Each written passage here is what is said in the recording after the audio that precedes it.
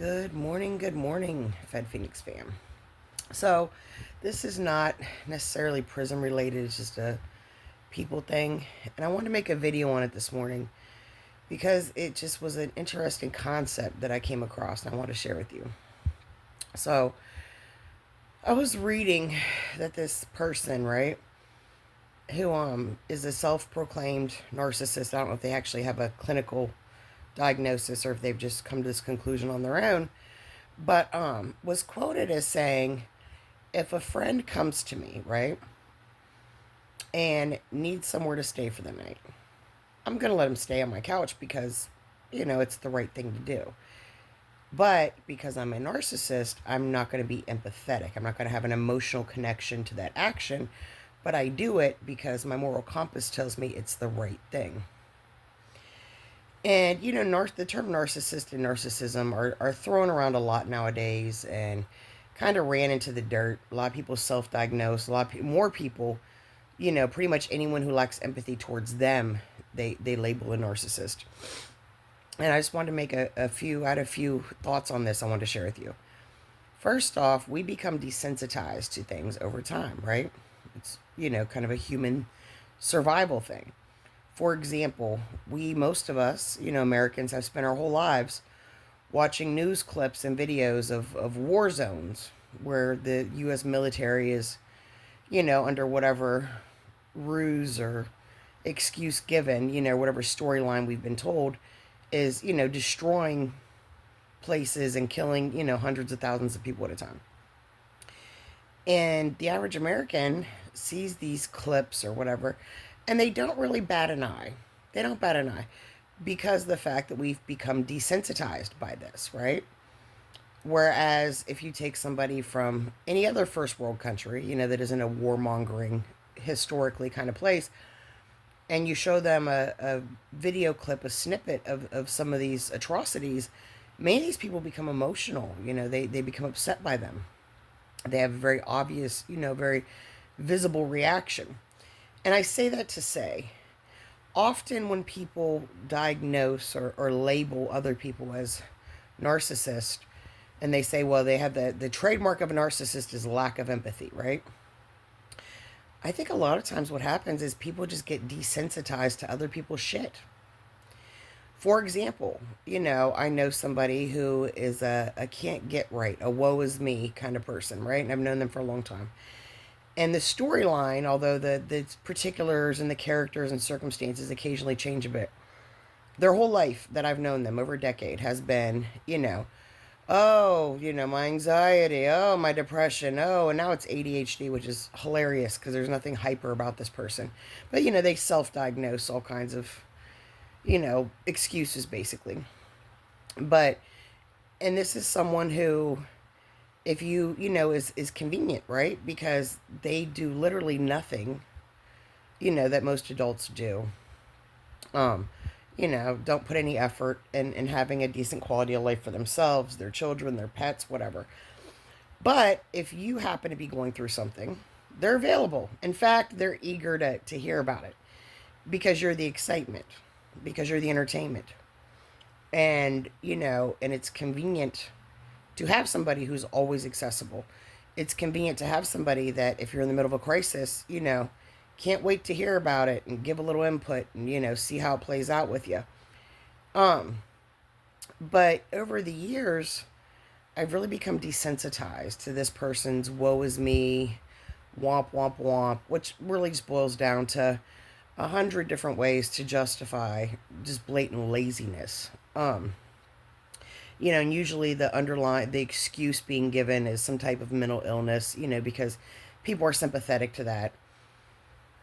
And I kind of want to say this person's a narcissist, right? Because if you had any real empathy, at least your children and your pets would be well taken care of or reasonably taken care of, right? Because, you would empathize with the conditions you've subjected them to habitually. But they don't. And, and I had the delusion that they were empathetic to some of my plights because they were so eyes wide open and ears perked up and tell me all about it. And I've realized that just as much as that friendship, for lack of a better term, was based on convenience for me, because everyone else in my life, they're doing things for themselves. They're doing things with their families. They're living adult lives. And this person is not, so they're always just kind of on standby. But also other people who I know truly care, even though they may be too busy a lot of times, to have time to hear me out or to give me advice or to relate and bond. When they do, it comes from a very sincere place.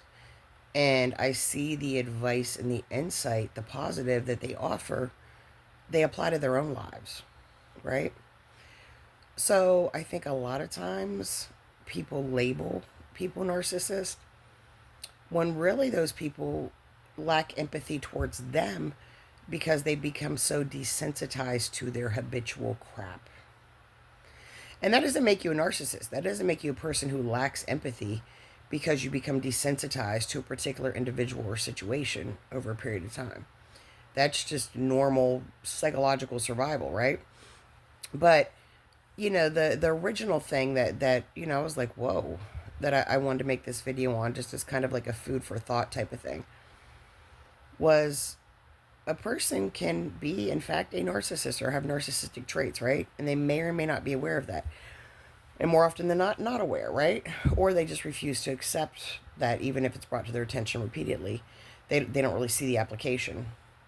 But a narcissist is not a problem. A person who lacks empathy is not a problem. A person who is desensitized to someone or something or a condition or event or a circumstance is not a problem. It's the lack of moral compass and subsequent action that is the problem. Like the guy with the friend needs somewhere to sleep for the night thing. Even if he is really a narcissist, even if he feels zero empathy, for his buddy who's out in the rain, he still let him sleep on his couch. And his motives weren't selfish. His motives weren't, oh, he's going to owe me a favor. Oh, what can I get out of this? How can I. His motives were simply, from a very, logical, intellectual kind of perspective, point of view. This is the right thing to do. His moral compass said this is what you should do, so he did it, right? So I just want to say that I used to really kind of view a person's value as a human being in the human experience to largely be upon their level of empathy towards others, right?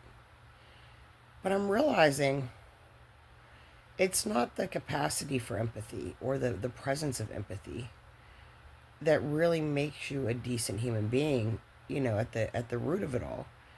It's having a moral compass and actually applying that moral compass to your decisions and your lifestyle and your interactions with others.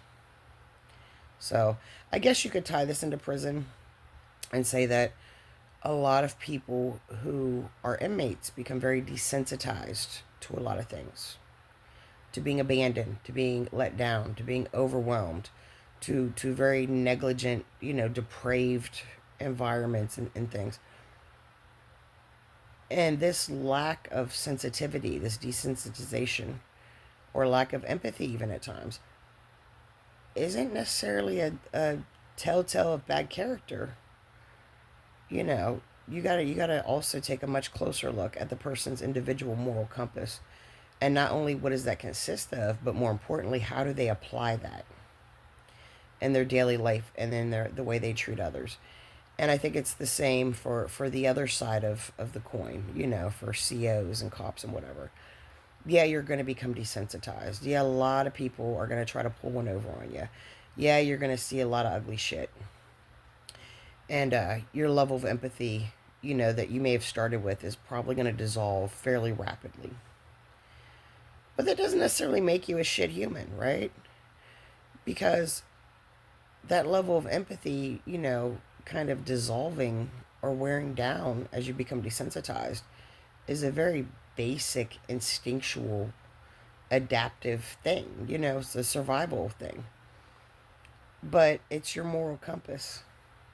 And, the meat and potatoes, the worth of your moral compass is how you apply it to situations and in your relationships with other people, your interactions with them. So I just wanted to mention that. I thought it was really a profound concept, though, that a lack of empathy does not equate to a person of poor character. It's the lack of application of a good moral compass.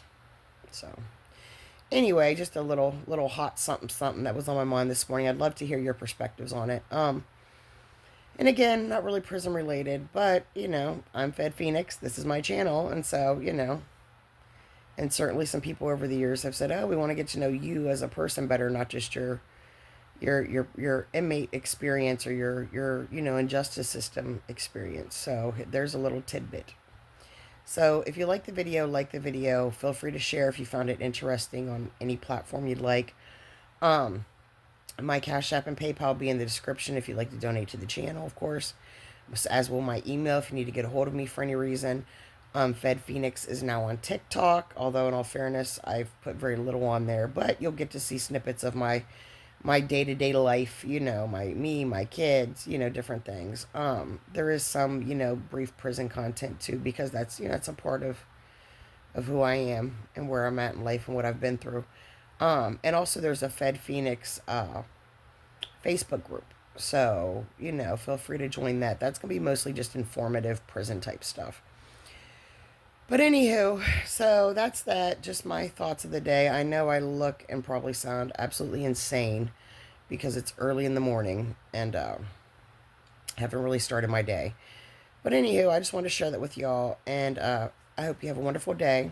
And whatever you're going through, it is just a slice of your life. And you will get through it because you have to. Good day. God bless.